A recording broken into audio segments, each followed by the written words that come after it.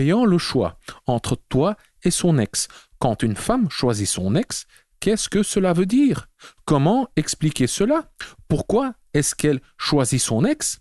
Quelles leçons est-ce qu'on peut en tirer? Comment réagir et comment éviter que cela ne se reproduise dans le futur? La drague directe, pure et dure, pas de censure. Bienvenue dans le Coach Drague Podcast.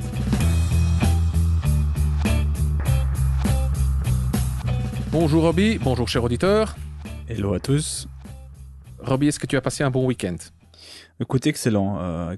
J'ai passé un week-end ensoleillé, un peu trop de vin hier, malheureusement, donc là je suis en train Toi, de... t'aimes bien le vin rouge, hein? Ouais, hier c'était le vin blanc, un peu trop d'ailleurs, et donc j'ai eu un peu une gueule de bois ce matin.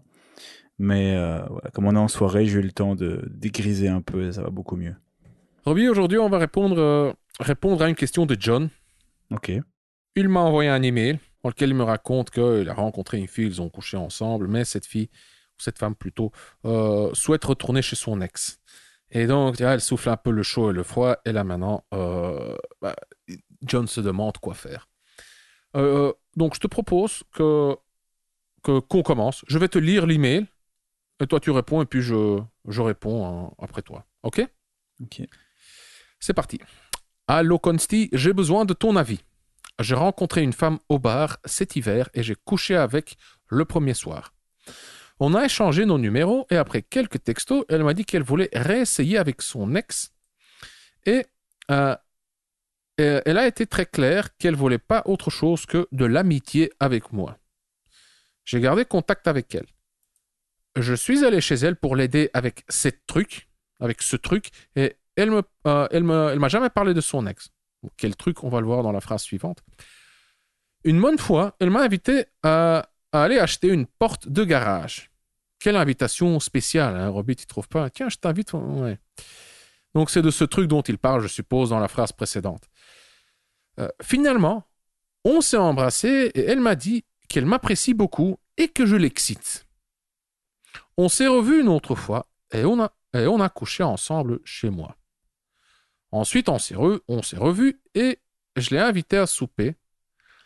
Et elle a refusé en disant qu'elle aimerait bien, mais son ex est au courant. Il est au courant alors qu'il ne s'occupe plus d'elle.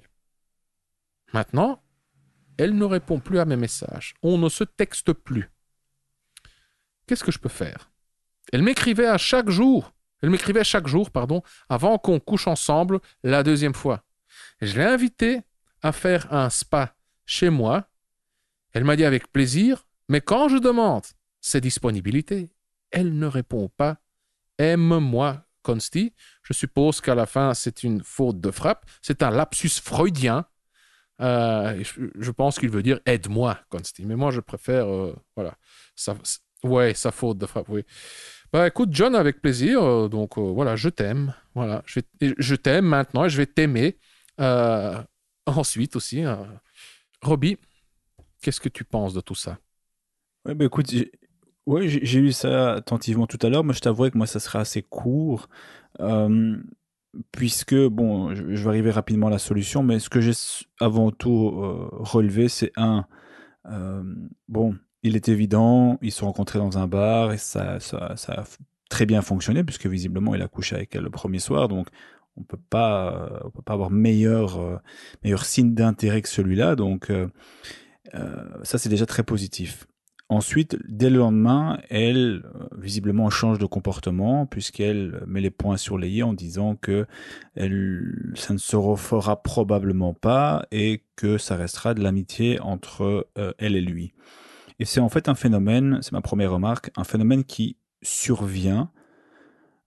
peut survenir surtout quand il y a eu une forte intensité, une forte connexion où les choses sont passées assez vite. C'est typiquement ce qui se passe dans les bars où ça peut vraiment monter assez vite et ça peut aller jusqu'au sexe. Mais le lendemain, quand la température redescend, quand les émotions un peu sont au repos, et bien là on commence à se poser des questions et il se peut qu'elle ait passé un bon moment et qu'elle était sincèrement intéressée par toi, mais que le lendemain, voilà, elle s'est dit que c'était finalement plus plus une si bonne idée que ça, surtout que visiblement, il y a un autre mec dans sa vie. C'est la première remarque, en tout cas, spontanément, m'est venue à l'esprit. Ensuite, ce que j'ai relevé, c'est que, bon, tu la revois, elle te demande pour l'aider. Bon, ça, je sais pas trop comment l'interpréter, parce que ça va dépendre effectivement de comment elle te demande. Est-ce qu'elle t'avait contacté tous les jours pour des choses voilà, complètement étrangères à cette porte de garage, et puis du jour au lendemain, elle t'a demandé ça, ou alors c'était vraiment plus quelque chose de ces... voilà, où elle t'utilisait quelque part, ça je ne sais malheureusement pas le dire sur base des informations, mais ce que moi je retiens, c'est que non seulement elle te dit qu'elle t'apprécie, que tu l'excites, je reprends tes mots, mais ce qui est bien, c'est qu'ici les actions suivent les paroles. Donc parfois tu peux avoir des filles qui te disent ça pour peut-être te manipuler, pour te mener en bateau, et la plupart du temps il n'y a rien qui suit derrière. Or ici, bon, à moins qu'elle se soit forcée pour la porte de garage, mais je ne pense pas, elle était intéressée, et voilà, vous avez fait, comme on dit, on a rebelote, quoi. Vous avez remis le couvert, quoi. Maintenant, le problème, c'est que, comme tu le dis, John, c'est voilà, visiblement son ex a une emprise sur elle, et je veux dire autrement, on parle souvent du concept de la balance et de la valeur, eh bien, certainement que son ex a clairement dans la hiérarchie dans sa hiérarchie une position plus élevée de la tienne. Voilà, ça c'est évident, parce que sinon elle passerait pas autant de temps à le mentionner, elle le mettrait pas avant toi, et son comportement envers toi serait beaucoup plus constant, beaucoup moins fluctuant. Donc, ça, c'est la chose qui saute aux yeux. On le répète dans tous les podcasts, c'est rarement mystique quand la fille change de comportement du tout au tout.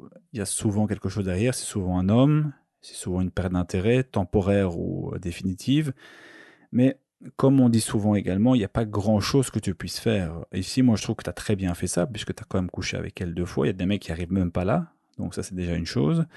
Mais ici, il semblerait que pour le moment, temporairement, c'est son ex-futur qui l'emporte. Et là, il n'y a pas grand-chose que tu puisses faire. Tu peux rester dans les environs, tu peux rester là ouvert, mais la vérité, c'est que tu peux pas faire énormément. Donc, moi ici, ce que je te conseillerais, c'est de ne pas trop persister et d'appliquer un concept dont on parle souvent, c'est le fait de la laisser revenir. Moi, j'ai toujours cette vision de me dire, voilà, mon job, c'est de faire avancer les choses. Je les fais avancer, je prends l'initiative, j'essaye d'aller à chaque fois plus loin. Donc, je l'aborde, j'ai son numéro, on discute, on va en rendez-vous. Lors du rendez-vous, j'essaie d'accélérer, et puis jusqu'au sexe, et on répète ça.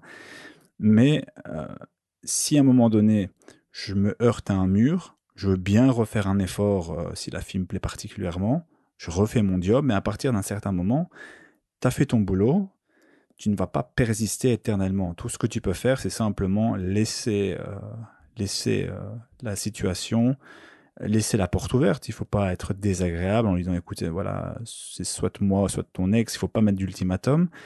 Mais il faut rester ouvert, mais en même temps, ne pas trop t'investir et ne pas trop persister. Donc moi, ce que je te conseillerais simplement, c'est, tu as fait ton boulot, tu l'as bien fait, hein, 2 fois de nouveau, il faut le répéter.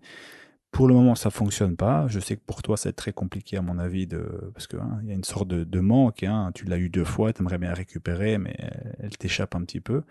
Mais c'est de la laisser revenir, parce que tu es dans son esprit, ça c'est évident. Et si à un moment donné ça va un peu moins bien avec son ex, et crois-moi, ça va certainement être le cas, c'est des relations comme ça un peu en montagne russe, c'est assez courant, et bien dans ce cas-là, tu peux être quasi certain, bon, j'ai pas de certitude, mais vu vos antécédents, qu'elle revienne vers toi. Et c'est mieux que ce soit elle qui fasse le pas que de nouveau toi qui le fasse constamment. Top, bah, tu as tout dit en quelques mots. C'est très complet. Malgré ça, je vais compléter. Ou plutôt, donnais ma version, ma vision des choses.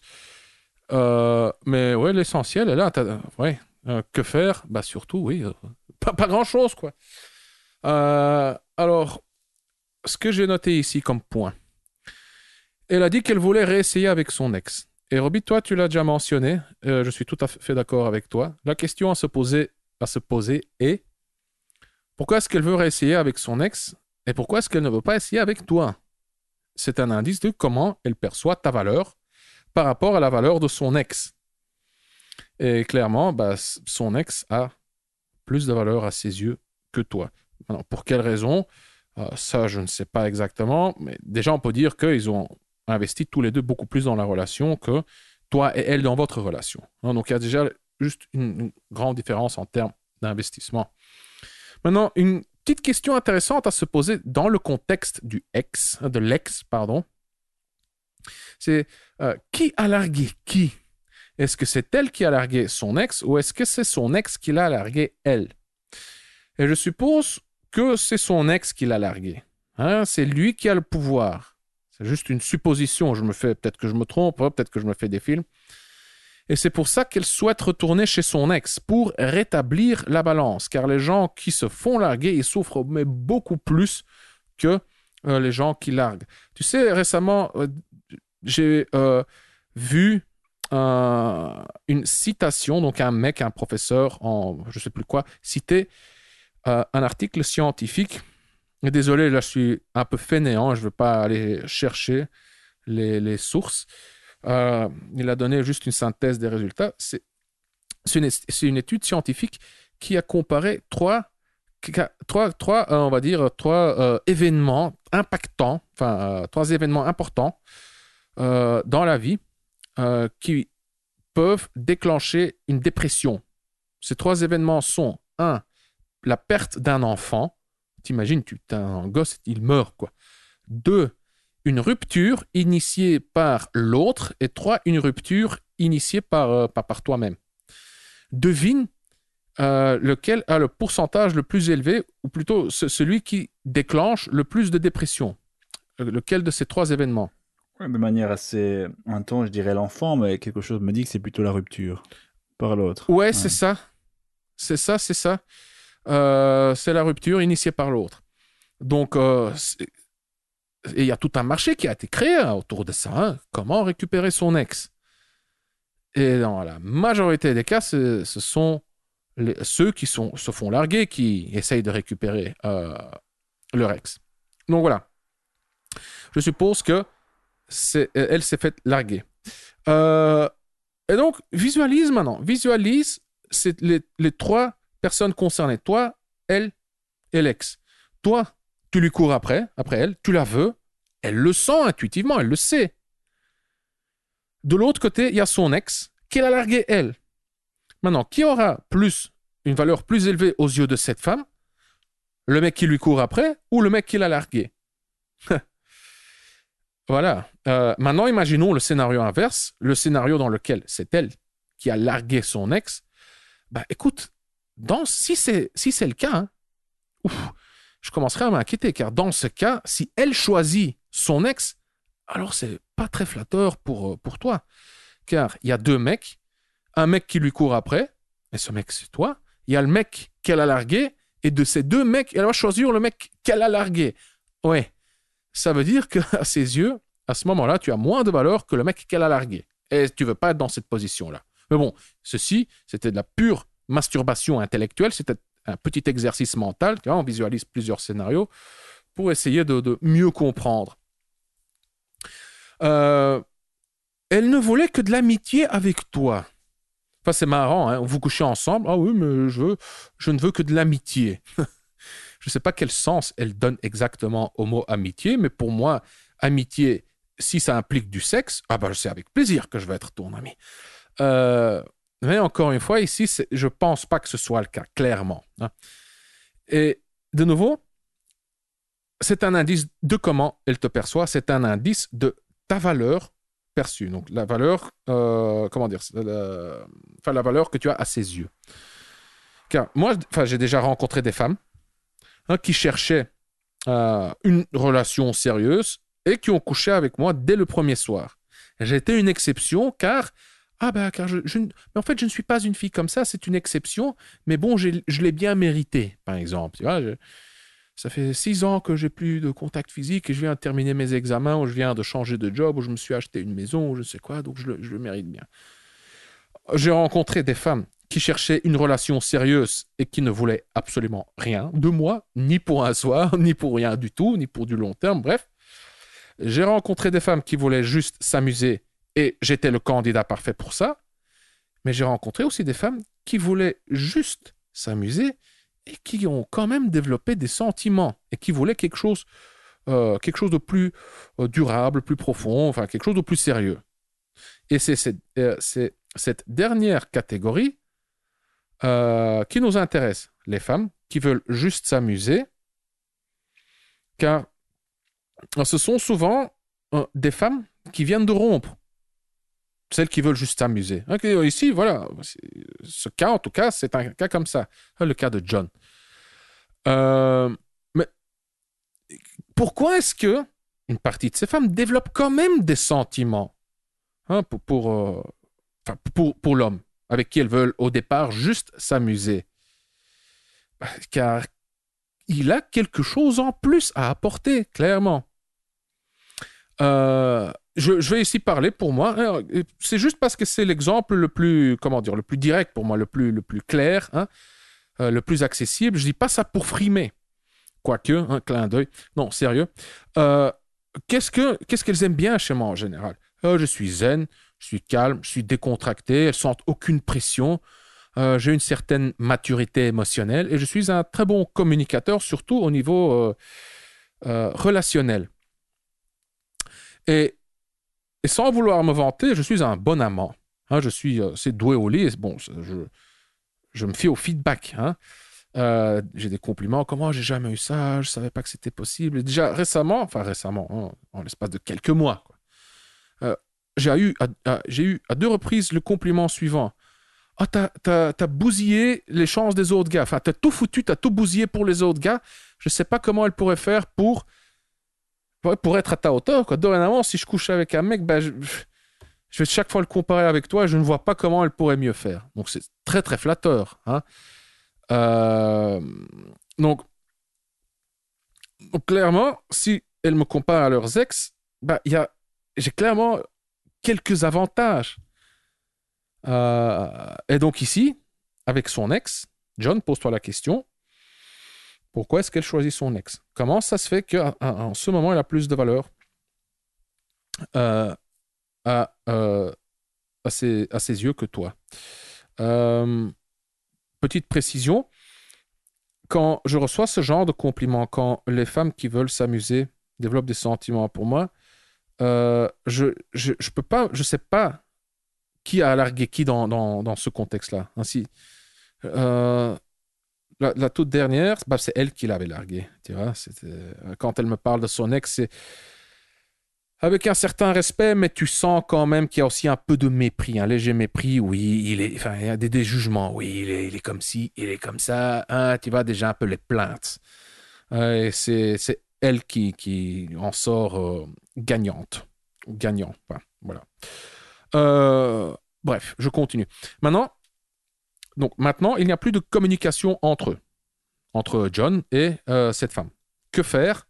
Robbie, tu l'as très bien dit. Moi, ici, je vois pas d'autres options que de laisser tomber. Juste lâcher prise. Silence radio, plus communiquer.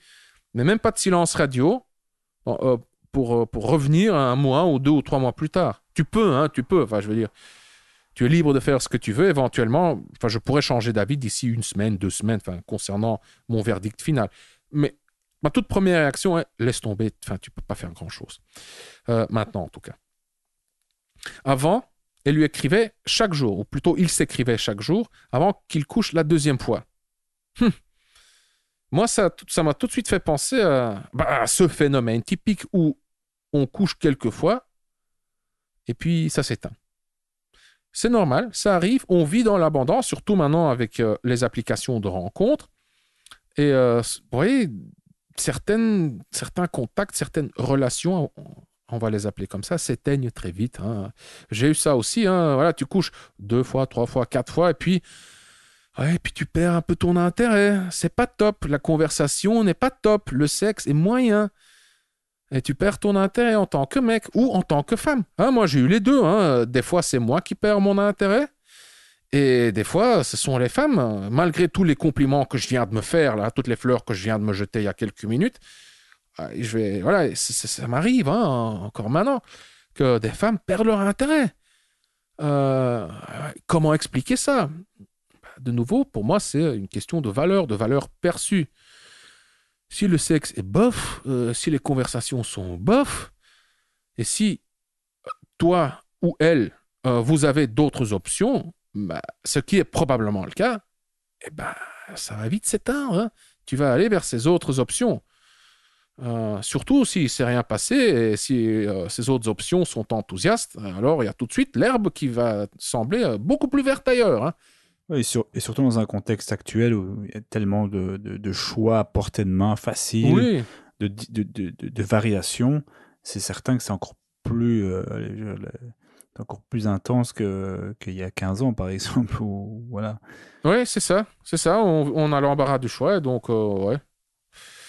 C'est beaucoup plus simple de juste voilà, laisser tomber, de passer à autre chose. Il y a une autre petite phrase qui m'a quand même assez interpellé, c'est son ex ne s'occupe plus d'elle. Moi, c'est ce que John a écrit aussi dans son email. Comment il sait ça et pourquoi est-ce qu'il le mentionne? Euh, enfin, voilà, et cette phrase pour moi confirme aussi que entre cette femme et son ex, l'ex de cette femme, bah, que c'est l'ex qui a le pouvoir, que la balance penche en faveur de l'ex, vu qu'elle veut retourner chez lui et que lui, il ne s'occupe pas vraiment d'elle. Ensuite, John, je te cite, tu as écrit « Je l'ai invitée à faire un spa chez moi. Elle m'a dit avec plaisir, mais quand je demande ses disponibilités, elle ne répond pas. » Ouais, bah, c'est encore un mauvais signe. Au final, elle n'est pas si intéressée que ça. Hein, on a eu plein d'autres indices. Euh, et pour moi, la question, maintenant, la plus pertinente n'est pas que faire maintenant, hein, parce qu'on a déjà répondu à ça, mais que faire en général et comment éviter que cela ne se reproduise. Comment ne plus te retrouver dans de telles situations, John? Ou bien, euh, mieux encore, comment faire en sorte que les femmes te choisissent toi? Ou augmenter la proportion, le nombre de femmes qui te choisissent toi. Euh, et la réponse, pour moi, se situe au niveau stratégique et non pas au niveau technique. J'explique. Ici, tu demandes quoi faire. C'est une question au niveau technique. Qu'est-ce que je dis? Qu'est-ce que je fais? Qu'est-ce que je ne fais pas? Comment est-ce que j'agis? Encore une fois, ici, rien. Tu laisses juste tomber. Tu ne peux rien dire ou faire à court terme pour la reconquérir. Et moi, ça me fait penser, ça fait déjà quelques fois, je devrais inventer un nom hein, pour ça, mais moi, je pense qu'il existe un biais, que c'est un biais cognitif, surtout présent chez les hommes qui s'intéressent au développement personnel et qui s'intéressent à l'apprentissage de la séduction en particulier. Et c'est le biais cognitif suivant. Les hommes ont tendance à surestimer l'impact de leur comportement sur les sentiments de la femme. Ils ont la tendance à surestimer l'impact des phrases et des techniques de drague sur les sentiments des femmes. Attention, je dis surestimer. Hein, donc tu peux influencer les émotions d'autrui. Je veux dire, ça fait partie de l'intelligence émotionnelle. Je veux dire, on s'influence tous, voilà. Et ça peut s'apprendre. Hein. Mais ici, je parle vraiment de surestimer. Il y a vraiment des mecs qui croient que avec phrase X, Y ou Z, je peux quand même obtenir un rendez-vous avec une femme qui n'est pas intéressée. Comment retourner la situation entièrement? Non, ça va pas, quoi. Ici, la réponse se situe au niveau stratégique. Donc, comment éviter ça? Comment ne plus te retrouver dans une telle situation? Comment faire en sorte que les femmes te choisissent toi? Là, on se situe au niveau stratégique et on va de nouveau parler du concept de la VMA, le concept de la valeur sur le marché de l'amour. Plus ta valeur sur le marché de l'amour est élevée, plus tu attireras un grand nombre de femmes et plus la VMA de ces femmes sera élevée et donc plus tu auras d'options et plus et en plus ta valeur perçue sera plus élevé. Donc, la VMA, la valeur sur le marché de l'amour, c'est au niveau de la population, on va dire. Donc, sur 100 femmes, combien est-ce que tu en attires? Et quand je parle de valeur perçue, c'est vraiment en face à face, en interaction. Donc, quand tu interagis avec une femme, comment est-ce que la femme te perçoit? Quelle valeur as-tu à ses yeux? Et je pense, bien entendu, enfin, je pense, tout ça, ce sont des hypothèses. Hein, je suis en train de spéculer. Hein. J'ai pas encore, enfin, ça devrait être testé scientifiquement. Mais je pense que c'est faisable. Hein, on peut tester ça scientifiquement. Enfin, pas moi, enfin, je peux, hein, mais je vais pas mettre à le faire, quoi. Euh, mais je pense qu'il y a une corrélation entre la valeur sur le marché de l'amour et la valeur perçue. Je veux dire, prenons Brad Pitt comme exemple. Sur 100 femmes, il va en attirer peut-être, je sais pas moi, 70, 80, plus, moi je sais pas, mais un pourcentage assez élevé. Et alors tu prends chaque femme individuellement et tu la mets en face de Brad Pitt. Dans la plupart des cas, Brad Pitt aura une valeur très élevée aux yeux de cette femme. Et dans la plupart des cas, je pense même qu'il aura une valeur plus élevée que la valeur de la femme. Et donc, plus ta valeur perçue sera élevée, et donc plus elles te choisiront toi. Plus tu seras spécial, unique à leurs yeux, plus elles seront complaisantes et se comporteront de manière féminine avec toi, elles te donneront plein de feux verts. Donc c'est toute une séquence comme ça, avec comme point de départ la VMA. Et ici, je vais parler un peu de moi, de mon exemple, en une phrase ici.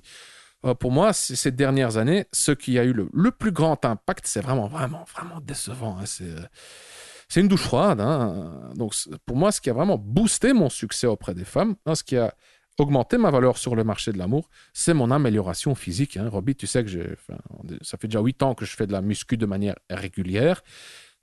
On peut vraiment parler d'une transformation. Et c'est cette amélioration physique. J'ai un corps athlétique, musclé. On voit les tablettes de chocolat, les pecs, les biceps et tout. Et mes cheveux, j'ai laissé pousser mes cheveux. J'avais des boucles. Voilà. Maintenant, j'ai un peu un look de surfeur. Bien bâti. Et ben, les femmes sont déjà attirées dès le départ. Pas toutes, mais il y a un pourcentage plus élevé de femmes qui sont attirées. Hein, et elles sont plus attirées. Et ces femmes sont aussi un peu plus belles qu'avant. Et donc, ils sont attirés dès le départ. J'ai une plus grande marge d'erreur. Je peux me permettre plus. Je reçois plus de feux verts. Elles sont plus ouvertes, plus complaisantes, plus accueillantes. Je rencontre moins d'obstacles, moins de shit tests. Et ensuite, grâce à la drague, à mes connaissances en matière de drague, eh ben, je navigue juste plus facilement. Je parcours plus facilement les étapes du processus de séduction. C'est vraiment aussi simple que ça. Voilà. J'ai fini. J'ai tout dit. Très très bien. D'ailleurs, tu te souviens, on en a discuté de cette cette VMA, ça oui, à plusieurs reprises à chaque fois. Mais surtout, on disait que quand tu atteins un certain niveau, par exemple au niveau de tes compétences sociales, je veux dire le temps que tu passes, disons que c'est important les compétences sociales, que dire, comment éviter un obstacle, c'est très important. Il faut savoir quoi dire, ça peut t'aider à passer des obstacles, à passer les caps et à passer les différents stades dans l'interaction, mais à un certain moment, continuer à apprendre des compétences sociales n'aura plus un impact conséquent. Oui, le retour sur investissement est minime à ce moment-là. Le retour sur investissement sera minime, et dans ce cas-là, il vaut mieux aller travailler sur une autre composante de la VMA, typiquement le physique, ou le côté, par exemple, financier aussi, qui a un rôle, il ne faut pas se le mentir. Le statut.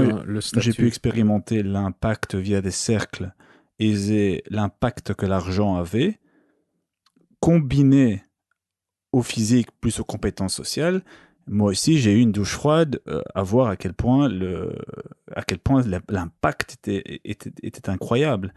Et donc, quand toutes les composantes de la VMA sont importantes, mais il y a un moment donné, effectivement, comme tu l'as dit, le retour sur investissement ne vaudra plus la peine. C'est pas la peine de prendre encore 36 formations sur la programmation neurolinguistique, sur le mimétisme émotionnel ou que sais-je, parce que ça va pas changer grand-chose. Par contre, Euh, c'est important d'avoir les grosses bases. Je dirais même qu'il ne faut pas hésiter à y aller, mais à un moment donné, il vaut mieux aller sur une autre composante, hein, physique par exemple, ou financière, au niveau aussi de la popularité par exemple, donc sociale, et tu verras beaucoup plus de résultats. Donc c'est toujours bien de garder, aussi avoir une propre balance, dire voilà, qu'est-ce que je peux améliorer aujourd'hui? Je suis bon socialement. On connaît comme ça des mecs qui sont un peu forts, qui ont des kilos en trop, mais qui ont un humour très développé, qui ont des compétences sociales très développées, qui ont un cercle social très développé. Mais ces gens-là, ça sert plus à rien qu'ils développent leurs compétences sociales. Ce qu'il faut maintenant qu'ils fassent, c'est aller à la salle de gym, perdre 30-40 kilos, et ces mecs-là vont devenir des tueurs absolus, quoi. Voilà. Ça, c'est pour moi. Et effectivement, Dion, on sait pas, effectivement, on connaît pas Dion, mais ton analyse est très bonne, est excellente, hein, et c'est vraiment ça. Tu peux, en fait, suivant ce qu'il dit, tu peux savoir un peu quelle est la VMA de John, et probablement la VMA de John n'est pas très élevée. Sinon, il n'aurait pas eu tous ces comportements qu'il a eu avec cette fille. Ouais, Voilà. tout à fait d'accord. Et il y a encore une question intéressante. Des 4 composants de la VMA, lequel a... Enfin, où est-ce qu'il faut s'investir le plus? Donc, les 4 composants de la VMA, la valeur sur le marché de l'amour, sont l'apparence physique, le statut, l'intelligence et les compétences sociales. Bon, ces 4 composants, on peut encore les déconstruire, les décomposer, hein, bien entendu. Euh, Toi, qu'est-ce que tu penses, Robbie? Lequel de ces 4 composants est le plus puissant? Je dirais les quatre en même temps, mais ça va pas répondre à la question. Mais plus important. Tu veux que je mette. Je me pose pas la question de la bonne façon. C'est, euh, lequel de ces 4 composants a le plafond le plus élevé, on va dire ça comme ça, dans son impact sur le succès auprès des femmes?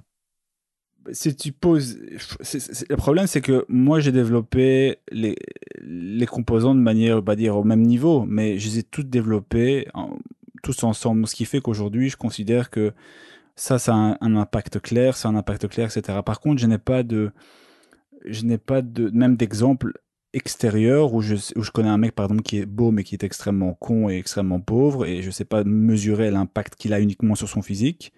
J'ai pas non plus de personne que je connaisse qui soit uniquement très riche, mais très moche et extrêmement mauvais socialement. Et donc, je ne sais pas non plus impacter uniquement la simple composante de l'argent, tu vois ce que je veux dire? Et donc, finalement, mais si tu me poses la question honnêtement, je mettrais le physique, puis je mettrais l'aspect financier, l'aspect pouvoir, l'aspect sécurité, richesse. Donc tout ça, c'est le statut, hein, ce que tu as après le Ouais, physique, statut, ouais, ouais. physique, statut. Euh, Puis je mettrais les compétences sociales. Et la quatrième composante, j'oublie tout le temps. L'intelligence, le QI, hein. Ouais, mais tu vois, Pas c'est QI, parce que l'intelligence, ouais. parce que je suis obligé de faire une liste, mais quelque part, pour moi, ça n'a pas de sens parce que j'ai du mal à imaginer qu'on soit uniquement, voilà, et que toutes les autres composantes soient à zéro et qu'une composante est à 100%, tu vois. La Ouais, plupart il y des a gens tous qui ces... sont successful sont souvent aussi des gens socialement, bon, pas tous, hein, il y en a qui sont psychopathes, il y en a qui sont très peu adroits socialement, mais voilà, tu prends Elon Musk par exemple. Bon, physiquement, c'est pas un dieu grec, mais bon, il a l'intelligence, les compétences sociales. Bon, il a l'air un peu bizarre par moment, hein, un peu Ouais, martien sur les ouais. bords. Mais bon, voilà, il est extrêmement riche. Ça, je pense que d'ailleurs, il a fait un programme. Je connaissais même pas SpaceX. Ce mec est Ouais, dans ouais. une autre planète. Bref, et voilà, ces choses-là vont ensemble. Et on voit qu'Elon Musk, si lui se mettait sur le marché du dating, eh bien, même avec un physique extrêmement peu, bon, un physique normal, rien d'extraordinaire, hein, c'est un peu la famille des Zuckerberg, hein, ils ont un peu la même tête bizarre, je trouve, un peu martien. Bah, tu peux être certain que son rating avec les filles, bah, il pourrait choper énormément juste sur le côté Ouais. financier, comme Jeff Bezos par exemple. Voilà. Maintenant, après, il y a d'autres questions qui vont se poser. Est-ce qu'ils sont vraiment intéressés par ça? Ben non, non, moi je te parle simplement en termes de possibilités. Eh bien, un Elon Musk ou un Bezos, ben, je peux te dire qu'avec la manne financière qu'ils ont, ça va intéresser beaucoup. Et pas uniquement pour l'argent, mais aussi par le pouvoir, le statut. Et puis, bon, c'est pas non plus des mecs qui font 300 kilos qui sont dégueulasses. Hein, donc, mais dans leur exemple, ça les rend même plus beaux, plus charismatiques aussi. Mais eux, à physique neutre, mais avec ces composants dans leur VMA, ben, ils peuvent exploser le marché du dating s'ils le veulent. Hein. Ouais. S'ils le voulaient vraiment, mais la plupart du temps, c'est des geeks qui pensent pas trop à ça. D'ailleurs, tu vois, leurs femmes, généralement, c'est pas des femmes extrêmement magnifiques. Ah, Bezos, ouais, Bezos s'est amélioré. J'ai vu que... Et je pense que la femme de Elon Musk est aussi... c'est une jolie femme. Pas Hein. mal. Tiens, je la vais rapidement ouais. vérifier maintenant, je suis curieux. Hein. Elon Musk, wife. Voilà. Mais il a eu plusieurs le coquin, je pense. Hein. Plusieurs, bah... Ah ouais, si. Ah ouais. La photo la plus récente. Ouais. Un peu space, hein. Un peu space, hein, donc tu vois, bon, bref. Mais bon, le mec c'est est un un peu kinky, space, lui, hein, lui. Ouais, c'est un kinky, je pense qu'il les veut en mode juicy girl, tu vois, tatoué de la tête jusqu'aux pieds. Ouais, elle est un peu, oui, elle est pas top. Peut-être qu'elle est, ouais, mieux. Ah, Tallulah Riley, c'est ça? Non, Je sais pas, je connais pas non, je trop vois. sa vie, Enfin, mais je juste... regarde là, ici les recommandations. Elon Musk Grimes. Ah oui. Enfin, bref, voilà. Non, oui, ta réponse est en fait bonne.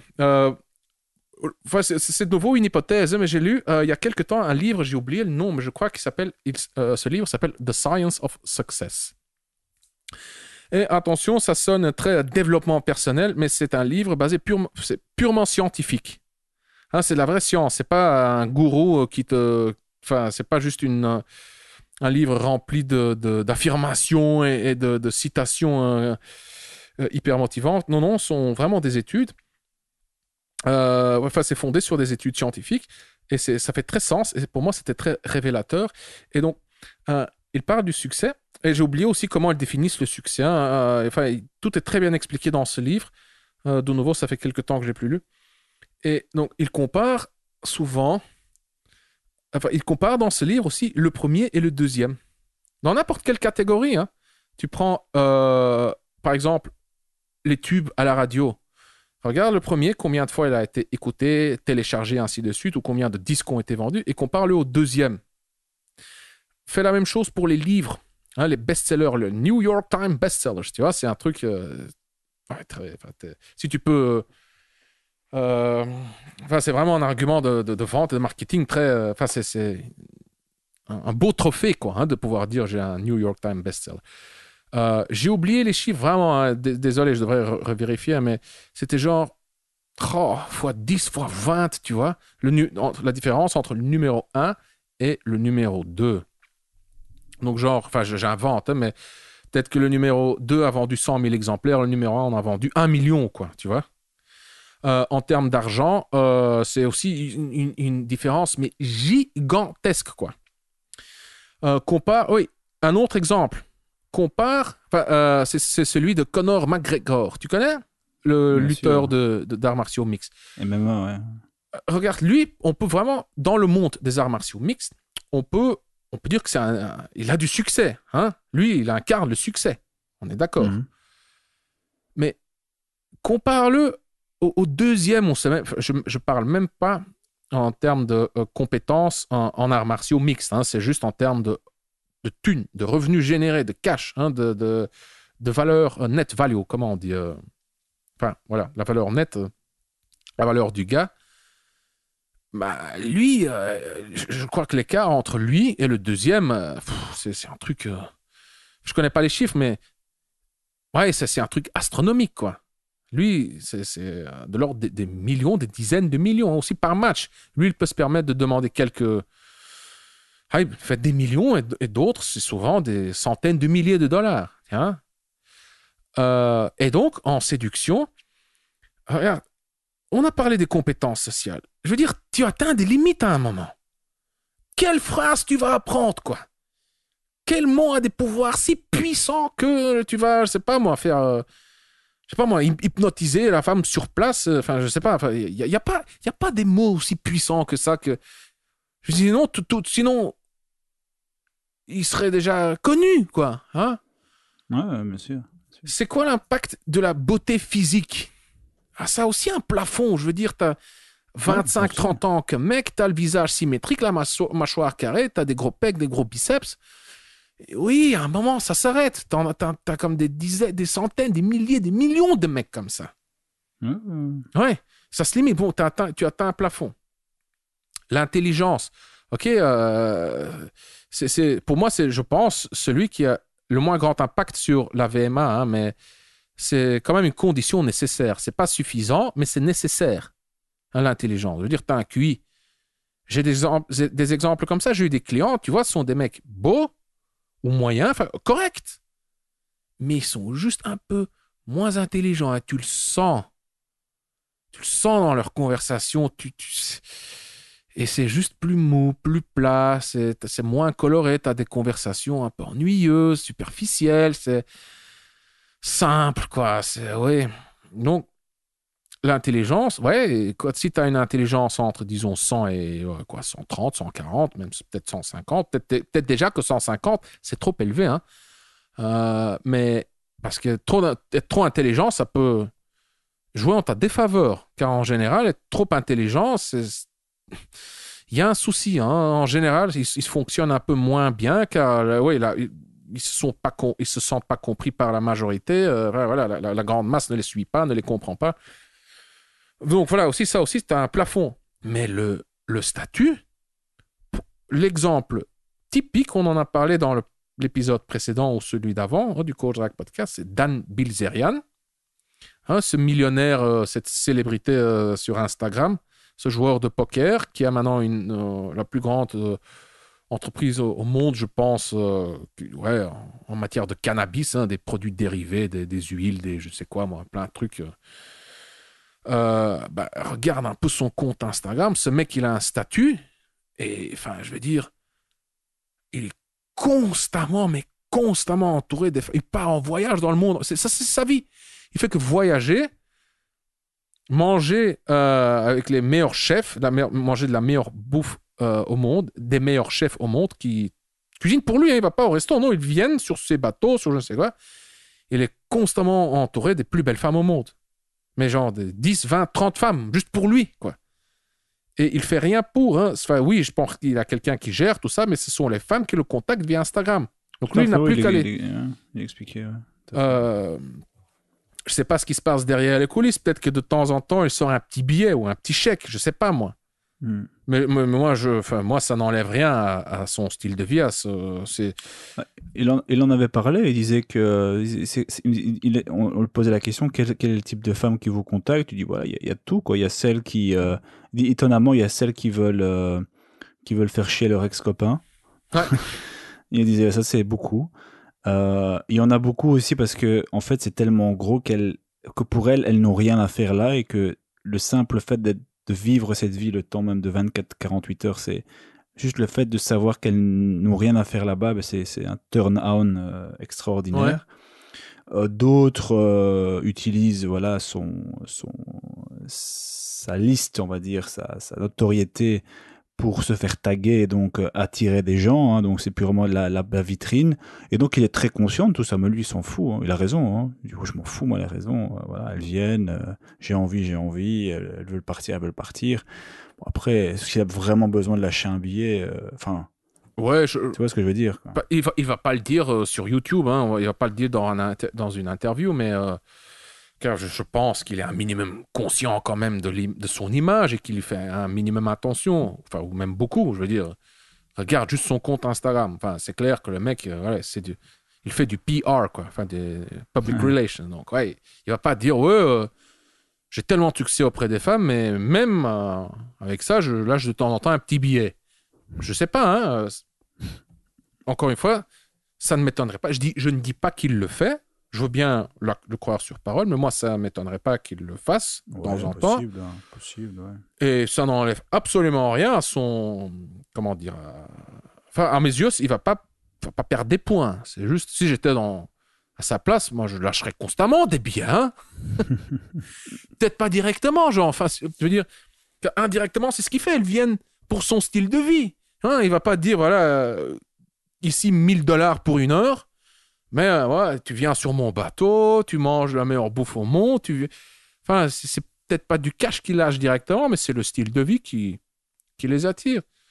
Et c'est juste comme ça que ça marche. Ça n'a rien. Enfin, c'est normal. Enfin, je veux dire, moi, ça m'étonne pas. Enfin, bref, tout ça pour dire que le statut, c'est le composant qui n'a pas de plafond.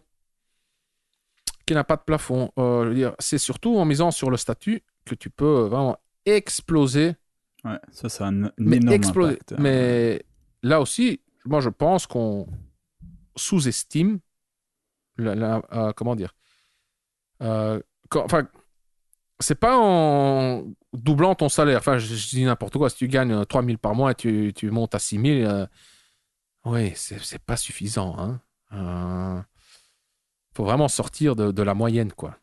Enfin, encore une fois, Dan Bilzerian, lui, c'est un bon exemple. Il a des centaines de millions. Enfin, t'as plein de gens, de bons businessmen qui gagnent plein de thunes. De bons ingénieurs, de bons médecins qui gagnent des milliers, des dizaines de milliers d'euros par mois. Ouais, en termes de statut, c'est pas vraiment suffisant pour vivre dans ce conte de fées ou ce film presque hollywoodien comme Dan Bilzerian par exemple. Non, mais par contre, tu peux déjà avoir un très bon style de vie avec ça, des revenus comme ça. Ça, c'est clair. Mais te créer vraiment déjà un bon petit harem à ton niveau sans le moindre souci. Hein. Et même avec beaucoup moins, tu peux te créer un bon Oui, petit bien harem. sûr. Hein. Bien sûr. Enfin, bref. Robbie, on va terminer, ça te dit? Yes. On va faire la pub. Oui, c'est très pertinent de ton petit livre La séduire ou l'oublier. Donc, tu as écrit récemment un petit livre intitulé La séduire ou l'oublier qui répond aux besoins suivants. Cher auditeur, imagine, tu es un homme intéressé par une femme. Tu as des sentiments pour elle, tu es attiré par elle, mais tu fais du surplace. Et tu te demandes, merde, qu'est-ce que je fais maintenant? Quelle est l'étape suivante? La séduire ou l'oublier répond à cette question-là. Quelle est l'étape suivante? Et l'étape suivante est connaître son vrai niveau d'intérêt. Avoir une compréhension assez claire et précise du niveau d'intérêt de cette femme. Si elle est suffisamment intéressée, la séduire ou l'oublier, donc grâce à la séduire ou l'oublier, tu vas découvrir comment jauger correctement son niveau d'intérêt. Et si son intérêt est suffisamment élevé, comment le transformer en rendez-vous intime. Donc, c'est ce que tu vas apprendre dans la séduire ou l'oublier. Comment jauger son niveau d'intérêt correctement et comment, si ce niveau d'intérêt est suffisant, le transformer en rendez-vous intime. Et ça, tu vas l'apprendre grâce à un script, étape par étape. Voilà, et ça, c'est la prochaine étape. Tu peux jeter un coup d'œil à la page de présentation de la séduire ou l'oublier. C'est un livre payant. Hein. C'est un produit payant. Il ne coûte que 7 €. C'est pas grand-chose. Tu peux le checker en cliquant sur le lien se trouvant dans la description. Il existe en deux formats, en format PDF et en format audio. Tu peux le lire, tu peux l'écouter. Et il est concis, compact, il va droit au but. Donc en 1 heure, tu l'as lu, ou en 1 heure, tu l'as écouté. Si tu le lis et tu l'écoutes, ça fera 2 heures. Pas drôle, Consti. Et qu'est-ce qu'il y avait encore? C'est tout, je pense. Oui, en plus de ça, tu reçois une garantie satisfaisante remboursée. N'aie pas peur de demander. Enfin, il y a. Ouais, enfin, on demande. Ça arrive de temps en temps, il y a des mecs qui demandent une garantie, enfin, un remboursement. Ça arrive. C'est une petite minorité. C'est comme ça quand tu vends des formations et des produits, et des produits d'information en ligne. Mais j'ai l'impression, pour la séduire ou l'oublier, il n'y a encore personne qui a demandé un remboursement. Et ça me semble... Enfin, je veux dire, c'est un bon produit. Moi, je crois à... Enfin, des mauvais produits, j'en vends pas. En tout cas, je l'espère. Enfin, c'est ce que je trouve. Il y a des clients qui n'aiment pas mes produits. C'est ceux qui demandent des remboursements. Et peut-être il y en a d'autres qui ne les aiment pas non plus, mais qui n'osent pas demander un remboursement. Bref. Mais j'ai l'impression que pour la séduire ou l'oublier, il y a des mecs qui n'osent juste pas demander un remboursement parce que ce n'est que 7 €. Ils ont peur de se passer pour des radins ou quoi, je sais pas. On va l'augmenter. Ouais, pour qu'ils demandent plus facilement un remboursement. Hein. Bon, mais voilà, ce que je veux dire, c'est voilà, si ça te plaît pas, demande juste un remboursement, tu reçois ton remboursement et puis voilà. Mais ou peut-être qu'ils ne demandent pas de remboursement parce que c'est vraiment, vraiment, vraiment hyper bon produit, tu vois. Je sais pas moi. Ouais, ben, moi, c'est ce que j'avais dit dans la page.